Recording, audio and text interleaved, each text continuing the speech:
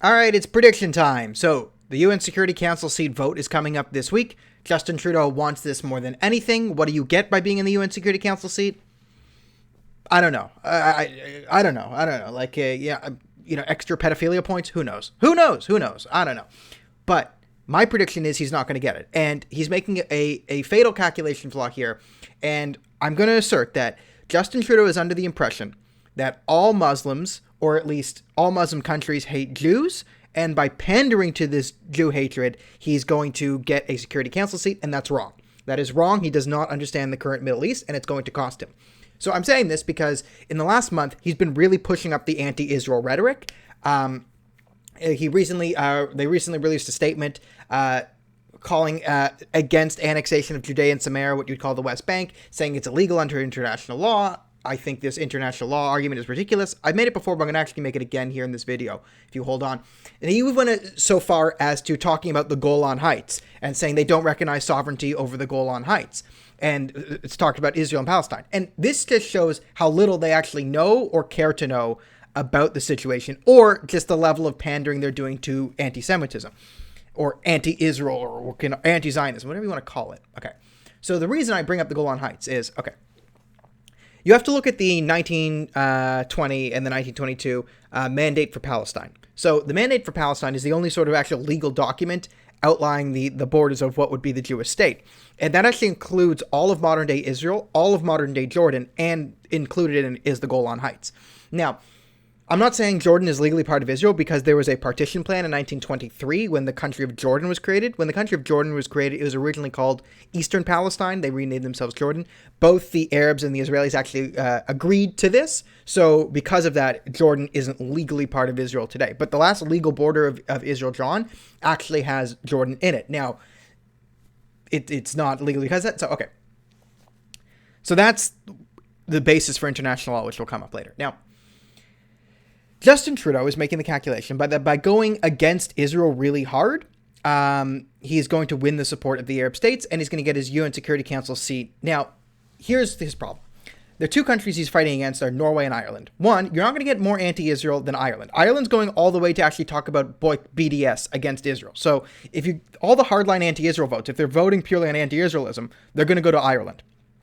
Now, Norway is pretty neutral. So going in between Norway and Ireland, it sort of makes no sense here, right? Yeah, because you're not going to win the anti-Israel vote purely on that because Ireland's got you beat. Now, I wouldn't put it past the Liberals in 10 years to go full out Ireland, BDS land, but it's not the smart political calculus.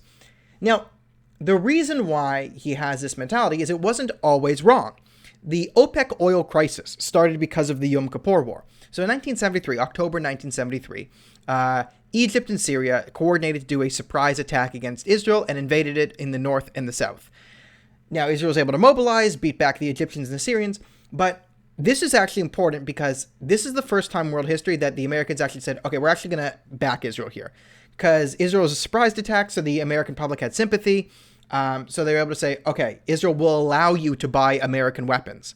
So when people say, oh, Israel was conquering with American industrial complex, it actually isn't true. All the major wars in Israeli history were fought by Israel with almost no support from anywhere else in the world. It wasn't until the Americans actually allowed them to buy weapons in 1973-74 that they actually had some outside support. Now, it was because the Americans and the West actually sold weapons to Israel that the Saudis led the OPEC oil crisis. So the boycott of selling oil to the world was because the West had backed Israel in the Yom Kippur War. So this was the precedent set in the 1970s. The world's changed since then. So the biggest thing to happen in the Middle East, the biggest sort of thing ironically pushed towards peace was the worst document ever signed, the JCPOA, or as you call it, the Iran deal. Barack Obama put the Iran deal, which is foolishness to the extreme, borderline treason towards America by how stupid it was. You have to read the JCPOA. It's so funny. It gives Iran the ability to build nuclear weapons within 20 years. Right? They're not allowed nuclear weapons for 20 years. They literally put up a billboard with a countdown clock in Tehran saying the countdown to the destruction of Israel with a mushroom cloud, and it had till the end of the JCPOA. Like, it expires in 20 years. Like, this is when we're going to nuke Israel. They're quite open with it. All right, what does America get out of it? Nothing. America gets nothing but the promise of no nuclear war for 20 years. I believe Obama just wanted to be seen as some sort of peacenik, seen as someone who can negotiate international peace, so he signed this horrible deal. Ironically, what it did do, though, is, I said this all the time. If you follow me, you know where I'm about to go with this. When people say we need peace in the Middle East, if they mean Israel and Palestine, they don't know what they're talking about. The real peace in the Middle East is Saudi Arabia and Iran. They've been in a Cold War since 1978. Now, what the JCPOA did, the Iran deal, is it actually put the Arab states, and they went, oh my God, what did this idiot do?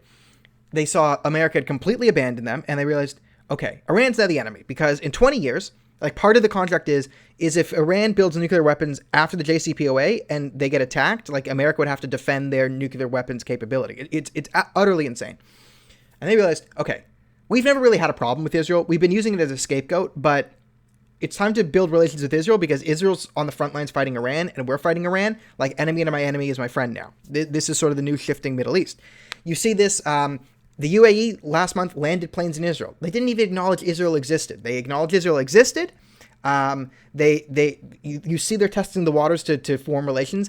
Arab TV, which you don't get anything on Arab TV without the government's approval, is starting to show Jewish people and have Jewish characters shown in a positive light. It was a bit of a controversy, but you see they're already warming the relations. They're like, okay, funding Palestinian terrorism hasn't helped us before. We can let Iran do that, but Islamic Jihad's an Iranian proxy. Hamas is funded by Iran. Hezbollah is funded by Iran. Israel's fighting all these people. So, our problem isn't with the Jews anymore. And this is where the Arab leadership is. So I bring this up because Trudeau's fundamental miscalculation here, as we talked about. He's saying, like, just going down this anti-Israel nonsense, which international law. Again, why is the West Bank called the West Bank? Okay? Look at a map of Israel and the West Bank. Notice where the West Bank is in Israel. It's on the eastern part. Why is it called the West Bank? Because when Jordan attacked Israel in 1948 and annexed the West Bank and took it over, it was on the west bank of the Jordan River, so they called it the West Bank, right? And because, again, the founding charter of the PLO, which is now Fatah, in 1964, openly says that the West Bank and the Gaza Strip are not part of Palestine. Openly say that, right? So all the legal documents. So again, this is land taken through defensive warfare. There is no... When people say Israel's violating international law, please show me the international law. Please cite the law, and we can have this. And I've written extensively on this. So by just taking this hardline anti-Israel stance, Canada's never going to be more anti-Semitic and more anti-Israel than Ireland is right now. And Norway's playing a very neutral role. So by going in between these two, you're not going to win anything. We'd actually have a much better chance of getting the Security Council seat if we came out as strong allies of Israel and actually went against Iran. Because that's what the Arab states care about now. They don't care about hating the Jews right now. The leadership doesn't care about the Jews. They know people in Oman, Bahrain, UAE, Saudi Arabia, all the major Arab leadership realize Israel's never going to invade us. They don't want expansionist territory. They basically just want to defend their borders and not be attacked by terrorists. Our bigger problems is Iran, which actually wants to take us over. So if Trudeau came out against Iran, he would probably win more Arab votes this way, because some Arab states might vote, okay, if they're going to say, listen, we're Muslims and we hate Jews, they'll vote for Ireland if that's their decision-making process. If they don't really care and they just want neutrality, then they'll go with Norway. But if they actually care about Security Council and their security, a lot of Arab states, I guarantee you half of them, want someone who's hardline against Iran. And this is the calculation that Trudeau isn't making. If he wanted to win votes, he'd actually go against Iran. Now remember, his brother actually worked for Iranian propaganda network, Press TV, so Trudeau's not going to go against Iran. He's a pretty hardcore in bed with the Islamists there. But it's just kind of funny to, one, see the left-wing liberal mentality that this is what they think of Muslim countries, is they're just anti-Semites.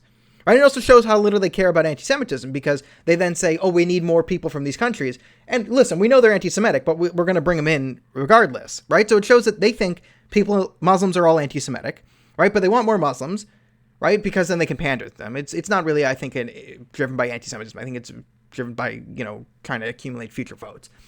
But it shows that, yeah, we think they're anti-Semites, so we think we think they're assholes. So that's our true beliefs about the Muslims. And they also don't really care about the Jews because we think we're importing anti-Semites. So it's all pretty morbidly comical on this point. But my prediction is Trudeau's going to fail to lock up the Arab votes because the real hardcore anti-Semites will go to Ireland. And and the people who are anti-Iran will choose the most anti-Iranians, which are actually the Norwegians, by just being neutral here. So all in all, bad political calculus by Trudeau, but what do you expect from the Prime Minister of People Kind?